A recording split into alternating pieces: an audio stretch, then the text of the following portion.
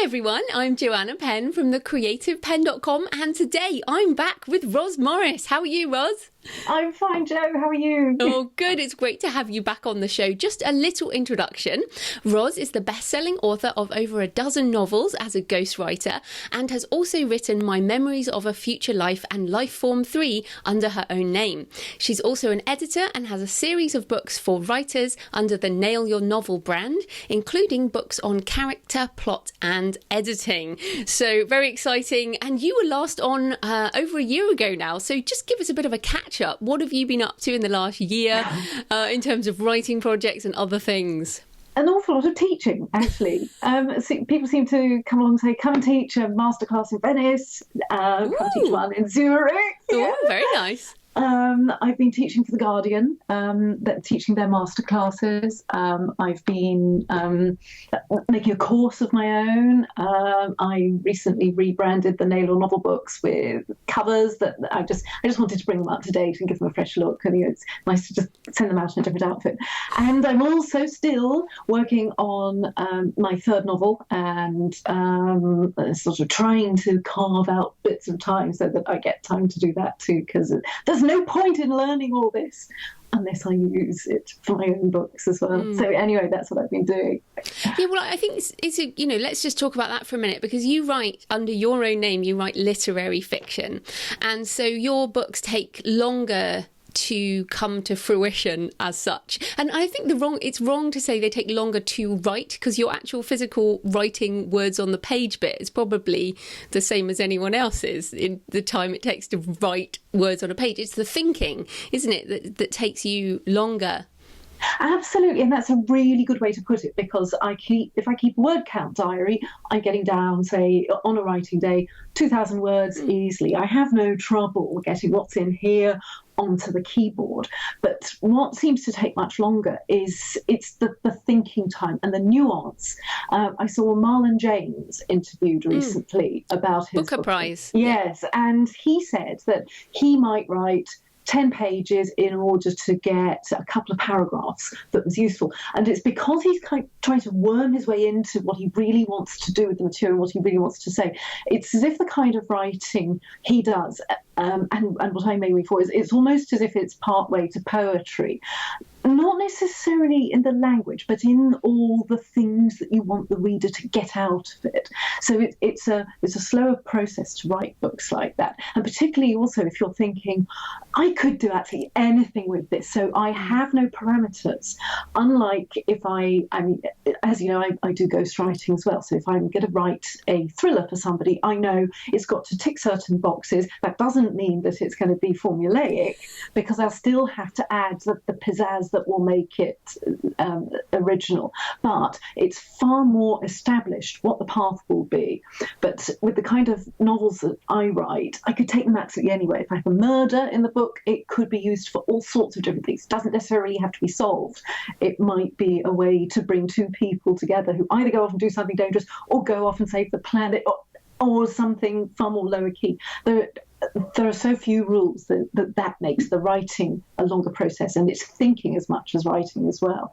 But that's where my teaching comes in quite handy, because what I can do is I can do some teaching or make a course, and in the meantime my novel's on the back burner, and I've got loads and loads of little notes and things on my desk, which are the things that are piling up that I'm going to try or think about and discard. So it's a long process, but there's still a lot going on. And also I think it's important for I love talking to you, because you have a literary author business model, really, because obviously you can't make a living with writing just literary fiction in the way that you're doing. So you've made this whole sort of portfolio of different things that you're doing. And it's interesting you mentioned the course there, because you've said to me before, oh, I'm not very technical.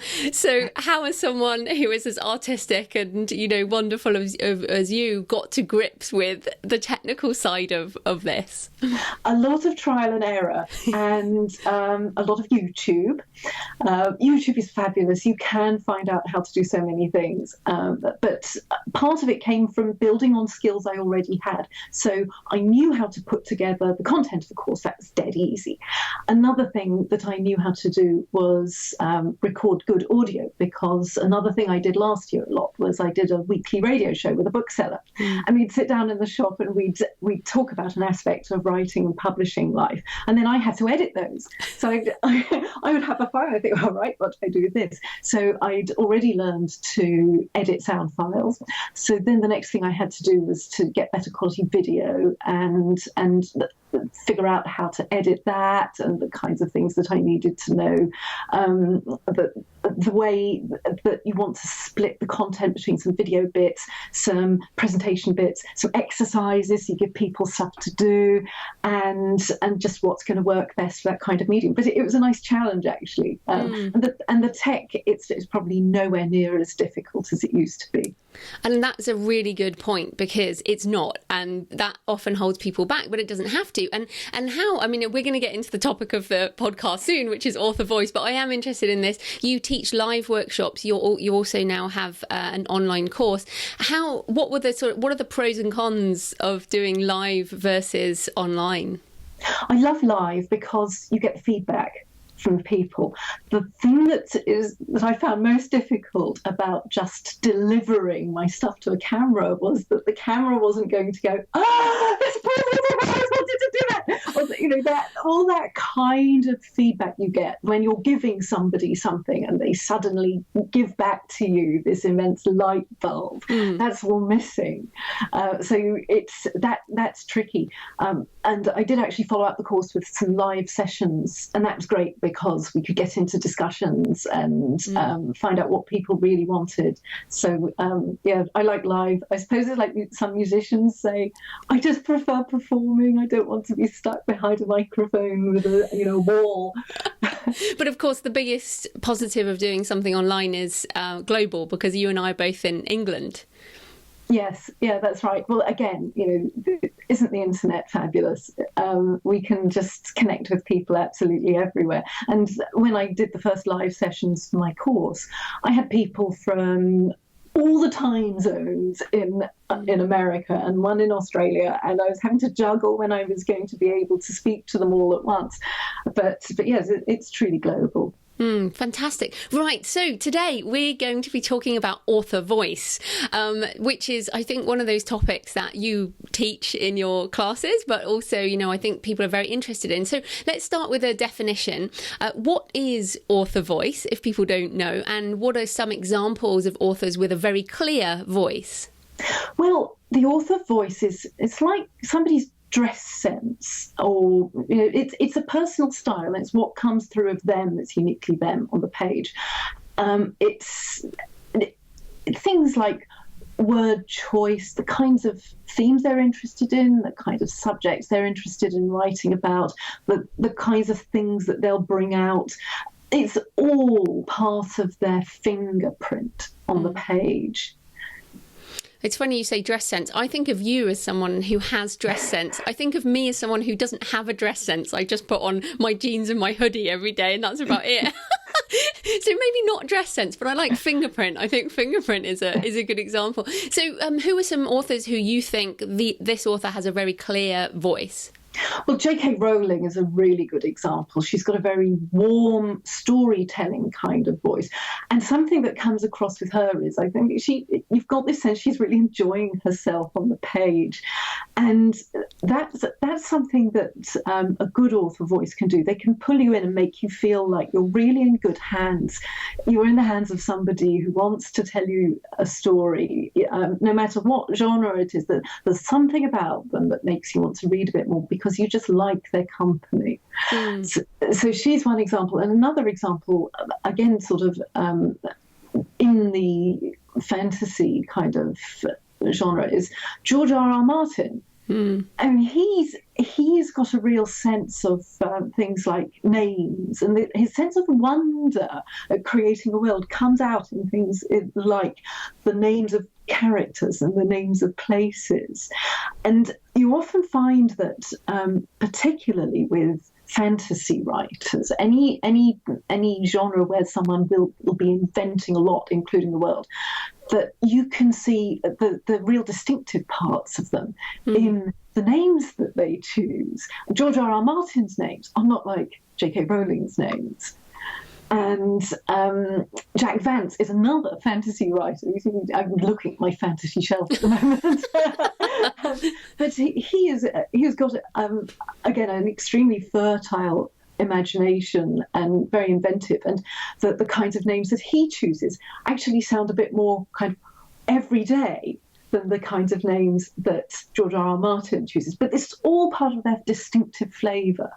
And I do think non-fiction authors, in the same way, have exactly the same type of voice. As in, I just, recently Stephen Pressfield's put out his new book, Nobody Wants to Read Your Bleep, which, and it's so funny because I read and reread his books, kind of over and over again, turning pro and things. And I can tell his non-fiction voice, whereas I don't read his fiction. So I think one of the important things about voice, and I know that a lot of people who read your books, your non-fiction books, and my non-fiction books, who are authors, might not enjoy our fiction, right? So it's actually, you have a different voice when you're writing non-fiction than you do to when you write fiction. Would you agree with that?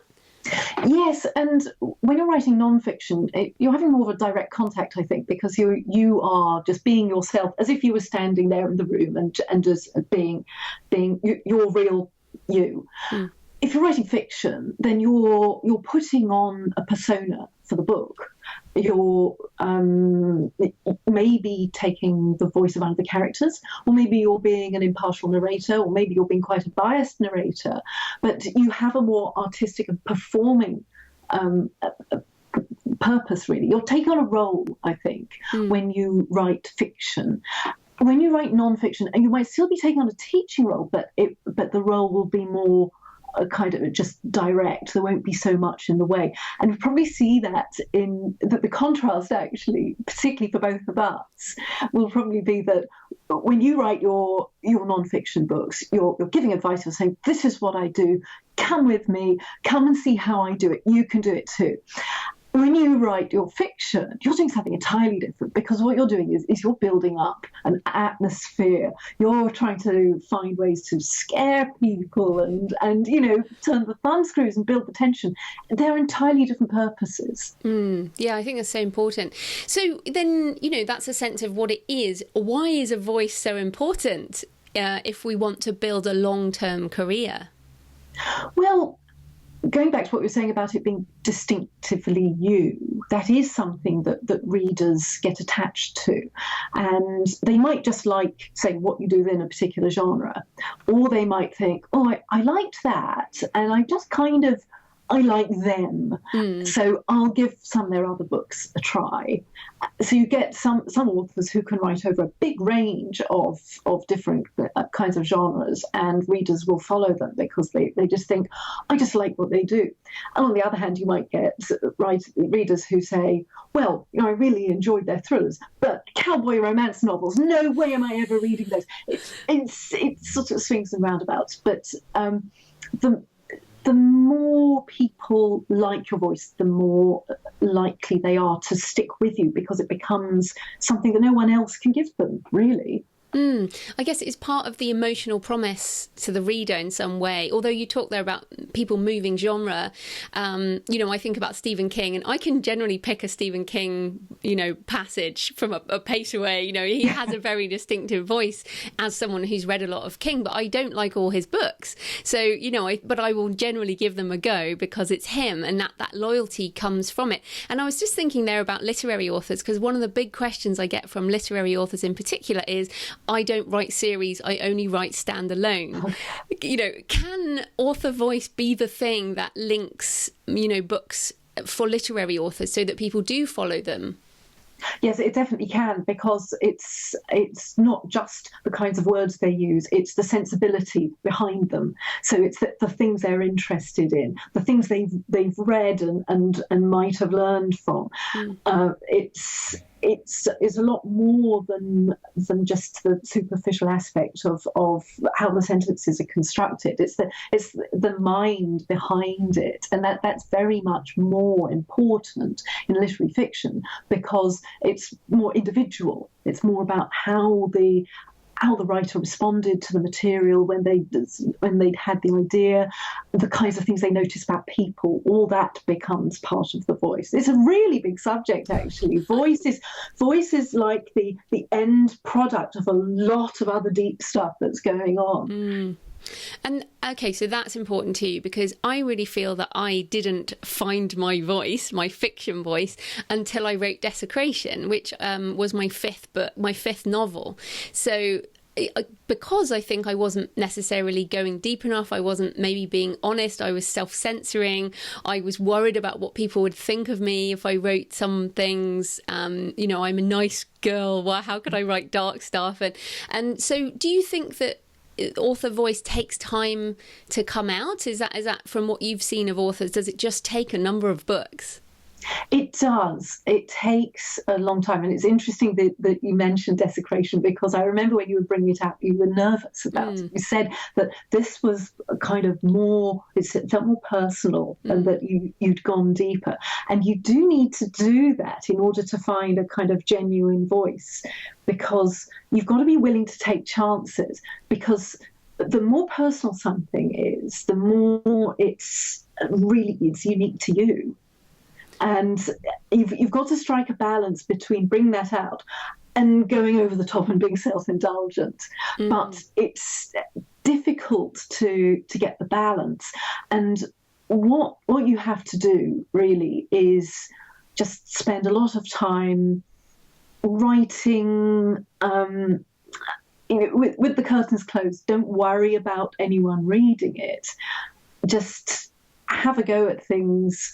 As soon as you read someone you really like, who makes you think, oh, wish I could do that, go and try and write something. Because what you'll probably find is you'll be expressing yourself in a slightly different way. It's as if the writing that you really liked somehow seeped into your mind like a dye and made you a little bit different. It can make you look at things in a different way, express yourself in a different way. So go and try that. And after a while, you'll probably find you can't keep it up. But there will be certain things that you will start to keep as part of your style. And you don't have to worry about anyone reading it, because this is just experimenting for you. But that is the way that a lot of us build our styles. And I do, going back to what you're saying, the kinds of things I see, what I see quite a lot is people who have put a manuscript together over quite a long period, and they've had phases where they were reading such and such a thing, phases where they were reading another one, and they kept changing their minds about what they thought the book should be or how they should express themselves. And you can sometimes see this. It's like stratified layers. You see, oh right, that's the Graham Greene phase, and that's the Robert Harris, and you can't quite choose which to do. And you can see that they're inching their way towards a style that they hope will become them. And that is the way to learn. I often compare it with handwriting. When I was a kid at school, whenever I saw anybody's handwriting that I thought looked interesting, I'd think, I want my handwriting to look like that. I'm fed up of my handwriting. I want to look like that. So I would try and imitate their handwriting. And I couldn't keep it up for very long. But there were certain things that I did keep up, and they stayed, and they became part of my style, because I thought, I like that way of expressing, and it seems to fit with me. And that is how I found I learned my writing style. That I was absorbing things, then discarding them, but something stayed. And eventually it came to this stage where I was a kind of a new thing that wasn't anybody else, but I learned by trying lots of things. That's so Sounds funny. like a long Yeah, no, it is funny because it kind of explains to me how you became a ghostwriter, because I never did that with handwriting. In fact, my signature, I came up with my signature, which is just an unintelligible squiggle, when I was about 12. And it was unintelligible on purpose, because I figured if I ever changed my name, I could just keep the same signature. And that has served me so well over the years since I got married, divorced and all that. Yeah, it's so funny. And it's, but it's interesting you said that. So you learned to copy different people's handwriting, which is what you basically have done as a ghostwriter as well. You've copied people's voice. Yeah. So you're actually someone who's kind of super sensitive to that, which is really interesting. But also you talked there about who you're, kind of not copying, as in, we're talking about stealing, not copying, not plagiarism. It's always important to say that when we're using people, other people's writing. And I was, when I wrote the first short stories I did for the launch of Dan Brown's Inferno, I wanted them to be Lovecraftian. And so I read loads of Lovecraft, and I would copy down words and phrases and mood words until I had, and I wouldn't even do whole sentences. They would just be words, different colours, what I felt when I was writing it. So I had this almost cheat sheet of Lovecraftian, things, which I could then use in my own writing that would give it that kind of tone, kind of noticing it. And then, of course, I haven't written directly like that, but as you say, it kind of stays with you, doesn't it? Yeah. That's a really good way to do it. And it makes you notice things. I mean, the only reason I ever started noticing these kinds of things was that I would read something and think, I would love to have said that, and I don't know what it is about that phrase, but I just like it. And you've been quite analytical, so you've written down descriptions and so on. And this is something that I used to do as a ghostwriter. What I would do is I would think, how am I going to convey the essence of this person so that it looks like they wrote the book? And through talking to them, I would find I was kind of absorbing their way of describing things. That's a very important thing to pick up. Their kind of worldview, the kinds of things they thought were important, what they would say it was remarkable about something if they'd seen it. So all this builds up, it's their mentality on the page. So those are some ideas for kind of finding your voice. And I've mentioned self-censorship, I guess, but are there other things that stop people from finding their voice? I think that's a tricky question, because I think we all evolve as writers all the time, and it's impossible not to. I don't think there's any person who enjoys writing who isn't changing all the time, actually. And that might be in the way they express themselves, or it might be in the kinds of things they become interested in writing about. And this is why it seems a bit of a pity that the publishing trade has relied on the fact that people will churn out the same genres again and again and again, because we sort of do some things, then we think, well, actually, I've now become interested in something else because I'm a different person, or because I read something new that made me think, new ideas, take them in a new way. So I think we're all developing all the time. I'm sure my voice now is different from my voice 3 years ago. It's probably not as different as it was 10 years ago, but it's probably still changing. Evelyn Waugh's a good example, actually. Evelyn Waugh, Brideshead Revisited, he wrote Brideshead Revisited quite early on in his career. Much later, he did a preface for it when it was re-released. He said, I rather cringe at the way I expressed myself. I thought I really overdid it.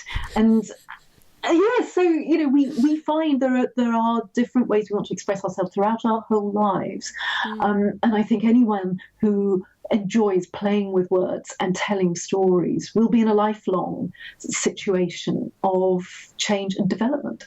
Yeah, and I was reflecting on this in the author mindset book I did, about how the visual art world understands this a lot more than publishing. As in, I went to the Picasso Museum in Malaga, and they have his early work from when he was a child, like 10 years old, through the various phases of his development all the way to when he was in his 90s.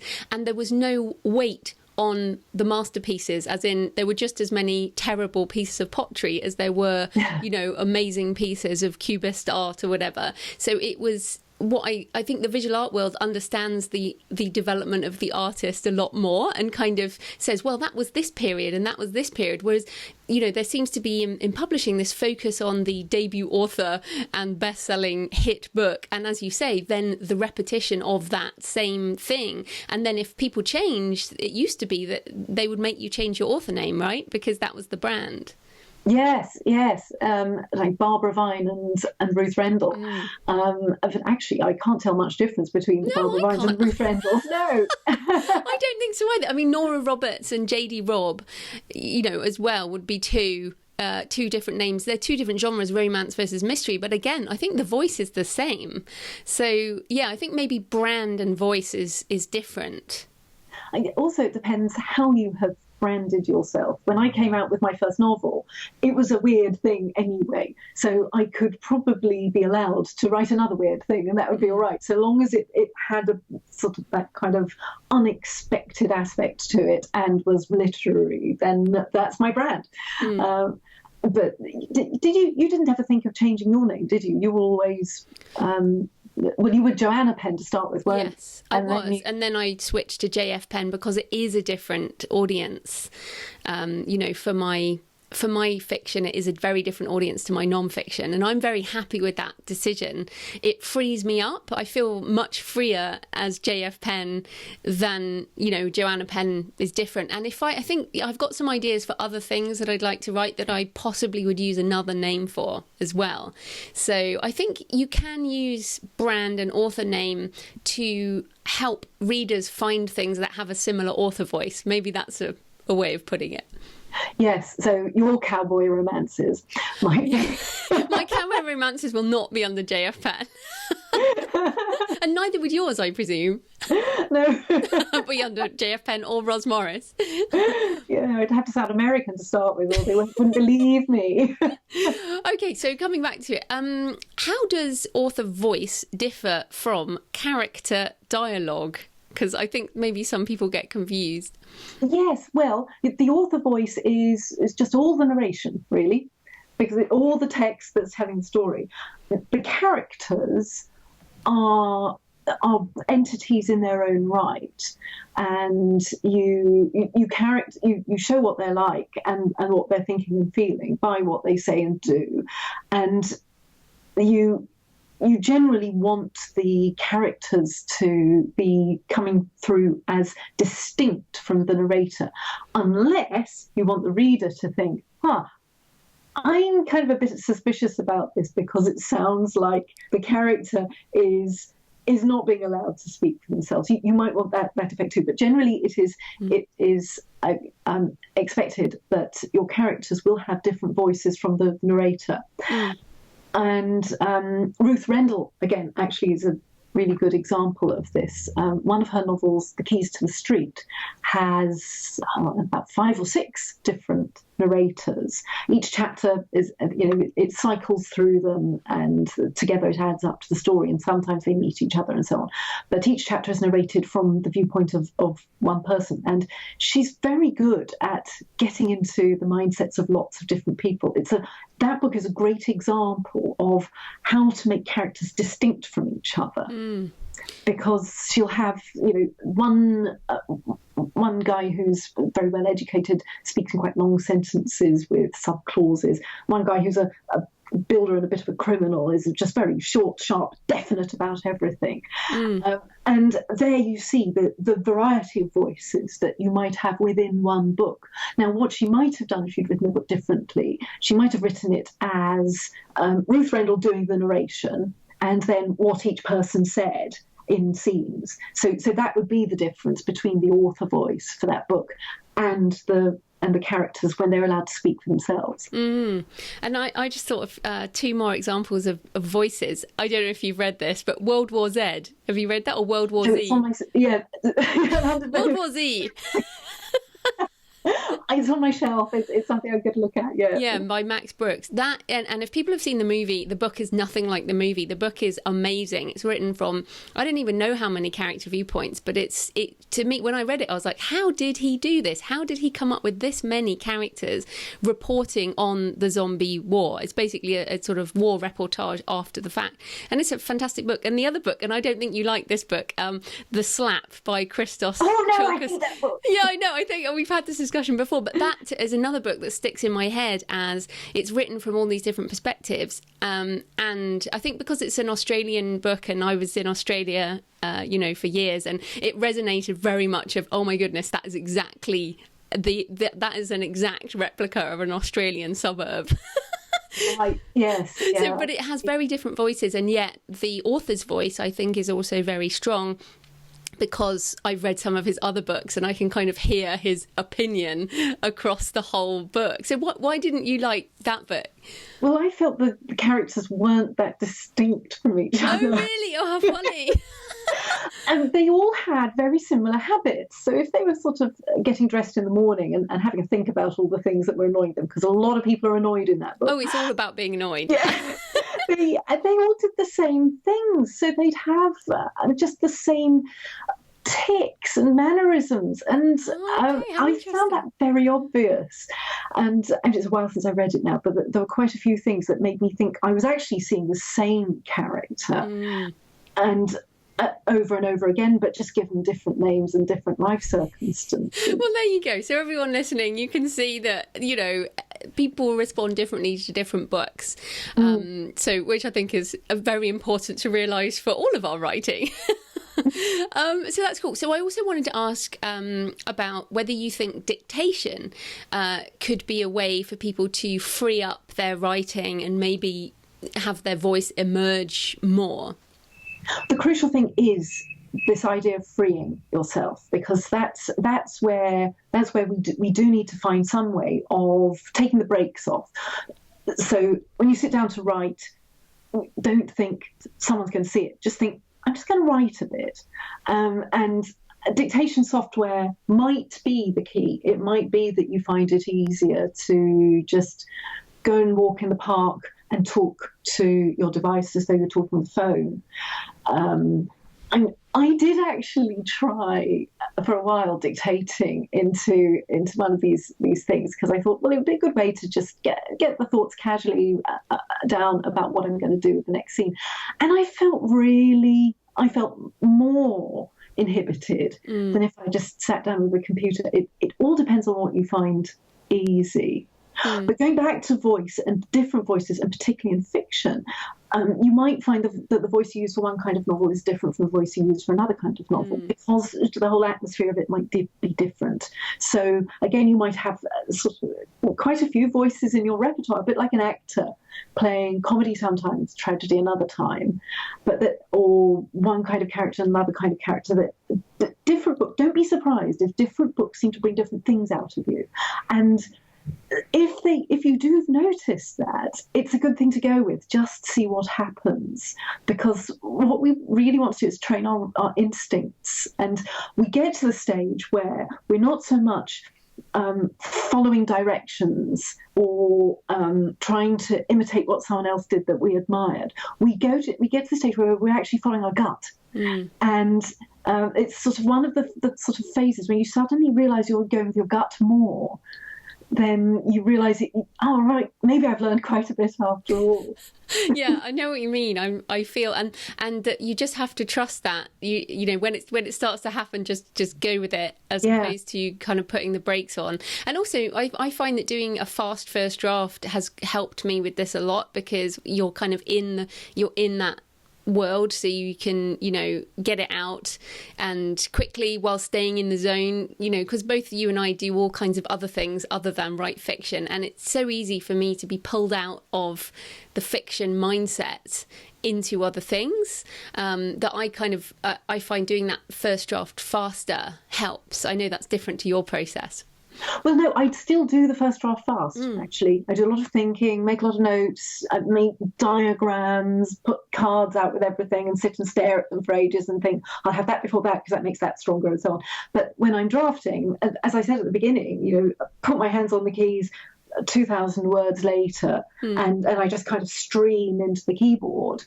And I often find there's some surprising stuff that comes out of that. Do you find that too? Oh, yeah. And you're just like, oh, okay, cool. Yeah. That's the cool stuff. Yeah, it often is. And it's often when you really hit a scene and you think, I'm going to go with this and see what I get. And, that character said something I didn't expect and didn't plan, but it's good. And I found this way of using this idea, which I wasn't consciously doing, but that fits and that's good. So there's often a lot of really good stuff in the rough work. And the rough work is it's a sort of good way to sort of tap into. It's a bit like being a medium. I don't get dictation, but I do know an author now who gets dictation like in her head and wakes up and says, the characters are just talking to me, and I write it down. I'm like, yeah, I've never had that. That is not what happens to me. I get moments of rebellion, actually, because what I'll do is I'll be, I like running. I'm running with headphones on, and I'll be running along, and the combination of music plus exhaustion and wishing I could stop sort of puts me in more of a kind of focused frame of mind. And that's the point where I suddenly think maybe this character wouldn't do that. They want to do this. So yeah, those urges where a character seems to refuse to do what you want, that's a useful thing to listen to. Again, it's gut instinct. Just one more question on nonfiction, I think, because I know a lot of people listening are writing nonfiction, and you and I also write nonfiction. What are some of the ways that the voice emerges on the page for nonfiction? How can people, instead of just a sort of writing a manual as such, how do you bring your personality and your voice to nonfiction? It's a question of well, there are lots of ways of doing it, but it's what kind of persona you're being. Are you being somebody who is sort of quite dry and precise, and does that suit what you're writing? It might do. Or are you trying to be inspirational? So how will you make your material inspirational as well as instructional? I really like looking at recipe book writers like Nigella Lawson and Nigel Slater, because what they do is they give you this immense enthusiasm, saying, you can go make things, and isn't it exciting? And I got this punnet of raspberries, and it just seemed to have this bloom on it, and I put this divine thick cream with it, and the raspberry yeah, that's Nigella cooking. And the Nigel Slater does it too. And but what they do is they both make you want to go and cook things, or just find something simple and make it into something very enjoyable. So they're extreme examples. So on the one end of the scale, you probably have Delia Smith, who's very sort of reassuring, very correct. But when you have Nigel Slater, then he's all about the enthusiasm and the love. And it's a question of working out what you like, what your persona is, and how to bring that out. Because a non-fiction book doesn't have to be dry. No, but in fact, I think they can't be dry anymore. I think the movement in non-fiction is much more towards personal anecdote and storytelling. I heard Malcolm Gladwell on Tim Ferriss's podcast, and Malcolm Gladwell has said the biggest thing for him has been learning how to do storytelling in a better way. And in fact, he started his own podcast now in order to do storytelling in a sort of voice way, which is fascinating, I think. And just on cookbooks, someone like I'm not a massive cook, but I do have a few cookbooks, and Rick Stein is someone who talks a lot about what it means to him and his memories of this particular dish. And so I think bringing that personal anecdote and that authenticity and truth from your life. So, my author mindset book has excerpts from my own diaries in, which is, very personal and quite scary again, in a way. But that brings the author voice into non-fiction in a very honest way, I guess. Yes, and that's also what makes you distinctly you. You revealed something of yourself. You've put something in that book that no one else could do, because it's you. And I did the same with Nail Your Novel, actually. I had quite a lot of personal anecdotes in there about ways in which I completely goofed while trying to write something and what I'd learned as a result. So you don't have to do it. Yeah, exactly. Yeah, that's super important. Okay, so we are pretty much out of time, but just we talked a little bit about some of your books and your course. Just tell people, what they can find at your website and a bit about your course. Well, at my website, which is nailyournovel.com, you can find blog posts about the writing and publishing life, all sorts of things, whatever catches my interest and I'd like to talk to people about. And recently I did a piece about Unbound, the crowdfunding publisher. And that's had quite a lot of interest because it's a new method of publishing. So sometimes it's that, sometimes it's writing tips. I've also got my novels, and you can find your way to those from the same website. And I have a course about how to ghostwrite, because so many people ask me all the time, how do I start ghostwriting? What does the job involve? They might be people who've been approached by someone who would like a ghostwriter, and they think, well, this could be a good new career for me, but I don't really know how to do it. So I decided I would put all those questions people ask me into a course, and you can find that as well in the sidebar of nailyournovel.com. Yeah, well, on that, because if people want to hire a ghostwriter, do you have like a directory of ghostwriters now, or is that something you might build up over time? Because it's definitely something that I think people could use.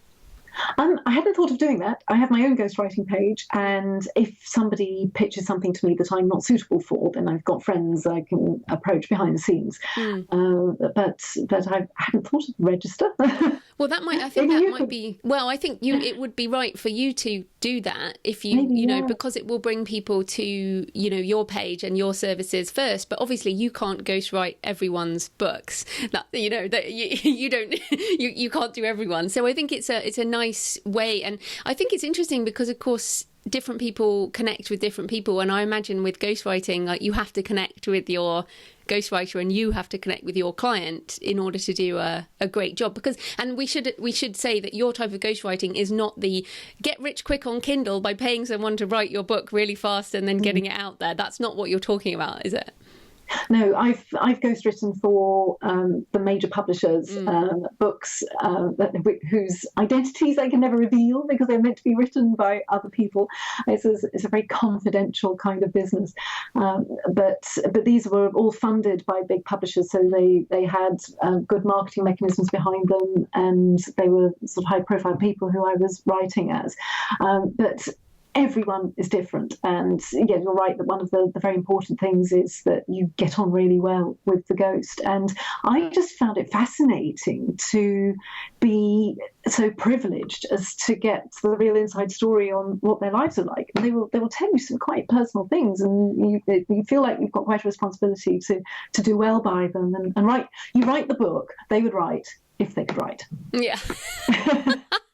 Yeah, and I think what we should also take from that is that a lot of the best-selling books on the bestseller list are ghostwritten, aren't they, these days? They are, and you would be shocked, really shocked, because it's not just nonfiction. It's not yeah, no, I know that. I mean, yeah, it is funny, isn't it, when you see, especially when you see some celebrity, it's just like, there's no way they wrote that. Oh yeah, they wrote a book with their foot while they were doing something else. Well, they were really busy. Yeah, anyway, so really fascinating stuff. It's always great to talk to you. So your website again, just so people know. nailyournovel.com, or you can find me on Twitter. I'm Roz, that's ROZ _ Morris, MORRIS. Fantastic. Thanks so much, Roz. Thanks for having me.